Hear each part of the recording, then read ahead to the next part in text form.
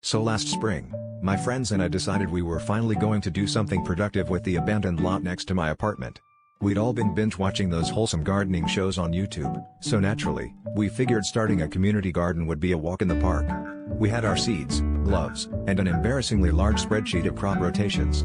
The only thing mildly off was that every time we showed up to clear debris, we'd noticed that the piles of sticks and leaves seemed to have been rearranged overnight, once in the shape of what looked suspiciously like a pompadour.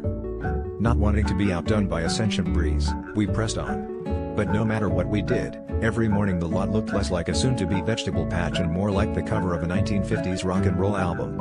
I swear, one day there was a tiny stick guitar and a peanut butter sandwich with a single bite taken out, left artfully on a stone. We started to suspect local kids were messing with us, until we caught the real culprit in the act, a squirrel, bold as brass, fluffing up a dandelion tuft while side-burning 2 tufts of moss onto a tomato cage. None of us could quite process it. I mean, we'd heard of urban wildlife, but this little guy had an agenda.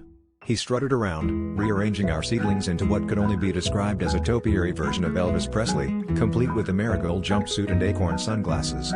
It was both baffling and impressive.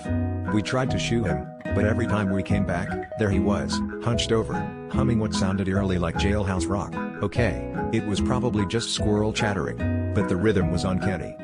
Eventually, we gave up on the community garden. There's just no competing with that kind of natural talent. The neighbors still ask us what happened, and I have to admit, I didn't expect to lose my cucumbers to a squirrel with a blue suede chute.